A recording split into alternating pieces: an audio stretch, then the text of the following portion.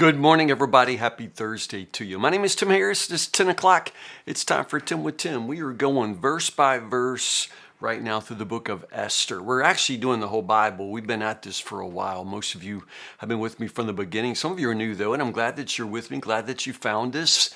Welcome to 10 with Tim. We are planning to finish the Bible together. We've come a long way. We've got a long ways to go. Esther is amazing, and I've so far really enjoyed this study with you. Chapter 3 is when everything heats up. In chapter 3, we're introduced to what is the fourth primary character in this story. Like I said, Esther reads like a novel, like a short story. It's one sustained narrative with four primary characters. And the fourth of these characters, the villain, the antagonist, is introduced here in chapter 3. His name is Haman, son of Hammedatha the Agagite. What? Hammedatha the Agagite.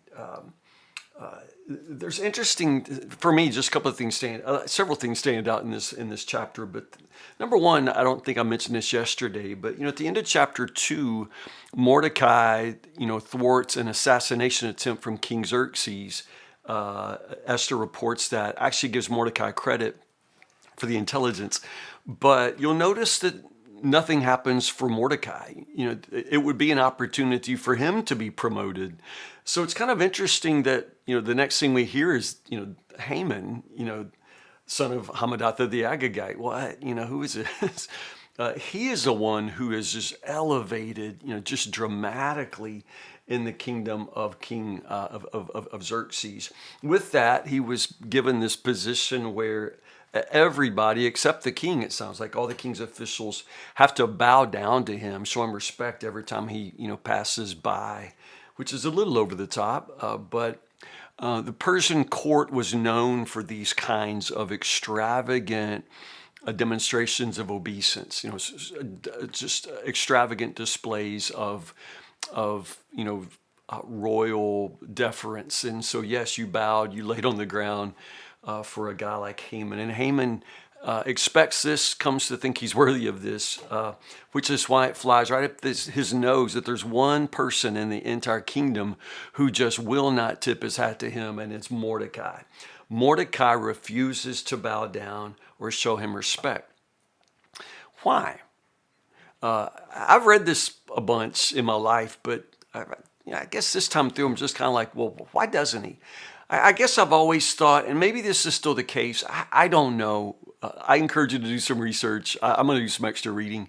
I guess I've always thought that he was Jewish because that's what he says. The reason that is later given in verse 4, he was a Jew. So I guess we're maybe supposed to assume that this somehow offended Jewish sensibilities to bow down like this to a king.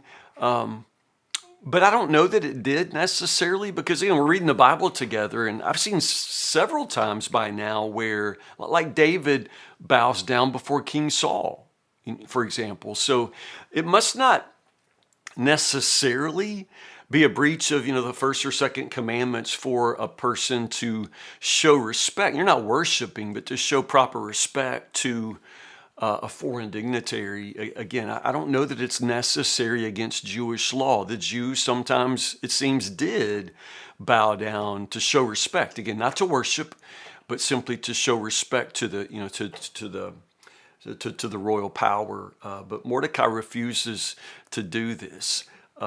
Maybe it's got to do, and again, I've always kind of just read over all this, but we're told that Haman is the son of Hammedatha the Agagite. So what is that about?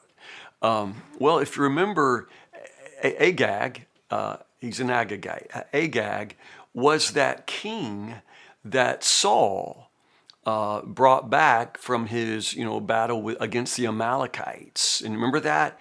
The order was that none of the Amalekites were to live, but for whatever dumb reason, Saul brings Agag home and lets him live. Samuel shows up.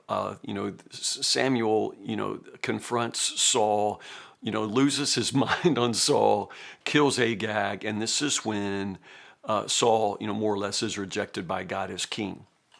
So it goes back to that Agag and the Amalekites, but it goes back further than that. Go back to Exodus chapter, not now, but well, you can now. You can put me on pause if you want. But Exodus chapter 17, verse 16 is an earlier story, where the children of Israel encounter the Amalekites, and the Lord says, there will be a perpetual, war. The Lord will be at war against the Amalekites in every generation.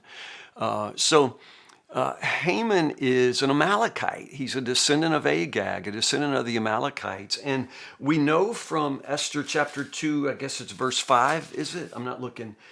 Verse 5, when Mordecai is introduced, Mordecai is a descendant of King Saul.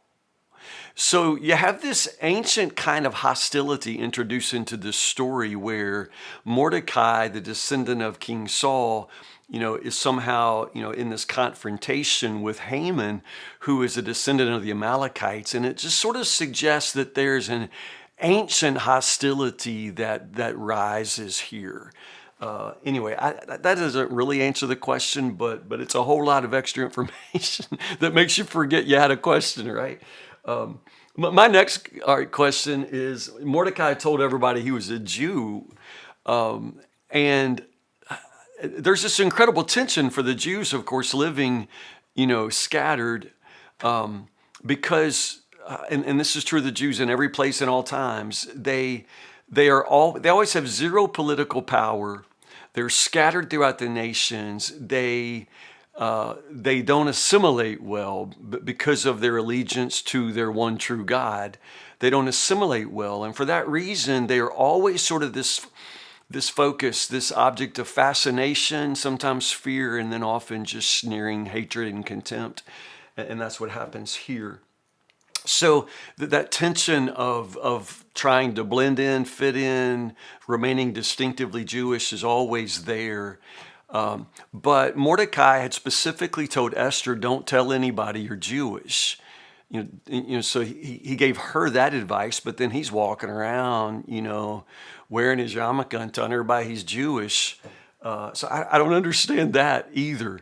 But at any rate, it becomes public knowledge that Mordecai is Jewish. It becomes knowledge to Haman that Mordecai is Jewish.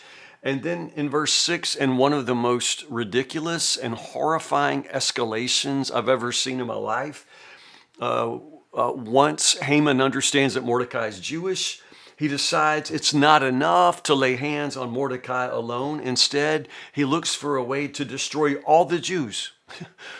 What? Like I say, it's just the most ridiculous and horrifying escalation. It's not enough now to go after the one man I got problems with. This confrontation between these two men becomes this, conspiracy for a Holocaust. And none of that is too strong of language. That's exactly what happens.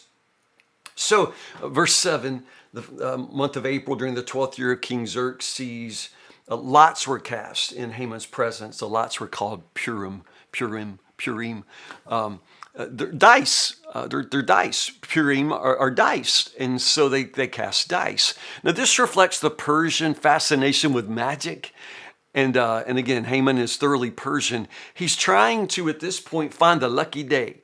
He wants to find the lucky day for things to happen, because this is something that the ancient Persians would have been fascinated with. Find the lucky day for such a thing to happen. They settle on March the 7th. Happens to be my birthday. They settle on March the 7th of next year, all right? So then Haman approaches the king. Hey, the King Xerxes is portrayed throughout this story as someone who's, he's the king of everything. He's so powerful. He's also so easily manipulated, and Haman manipulates him. Notice he gives him a bribe, 10,000 large sacks of silver. That's a bribe. And he comes to him, making it sound like, hey, I got your best interest in mind, but we know Haman's only in this out of his own personal racial hatred against the Jews. And so he basically says, hey, there's this group of people who I don't even probably need to name talking to you here, and they don't fit in well, and they don't always follow our laws. And, if some of them don't follow the laws, they're all going to be lawbreakers. So why don't we just kill all of them?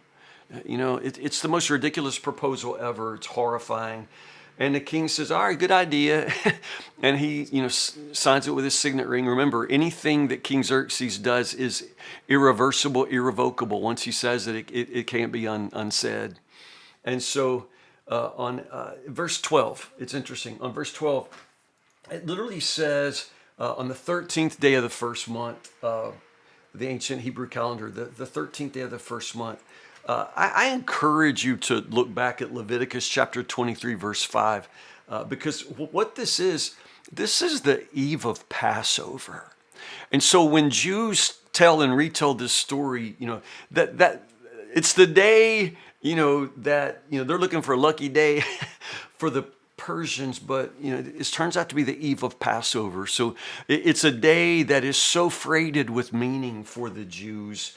The decree is, like I say, it comes out in the name of King Xerxes. It's signed. The order says that every Jew, young, old, man, woman, boy, girl, must be killed, slaughtered, annihilated on a single day, March the 7th. And whoever kills the Jews gets to have all their stuff. So there's the extra incentive to murder them, that you can have whatever you can take from them. And so they make copies of that. They send it out throughout the kingdom. And then in the most chilling thing ever, the king and Haman, they just sit down to drink. They just sit down to drink. They have no moral qualms. They have only satisfaction in their plot to kill the Jews. It's unbelievable. Like I said, this anti-Semitism, anti-Jewish hatred, it is throughout history, and we've talked about this a lot at Woodburn in the last year. Just the simple way that because the Jews have this special place in salvation history, they have this special role to play in the gospel. They've always been the special target of Satan's hatred. And as I said, they are throughout human history, scattered around in all these nations, but they never assimilate. They never lose their national pride or identity, and they also typically have zero real political power. And so for that reason, Satan continues to see to it that they are hated.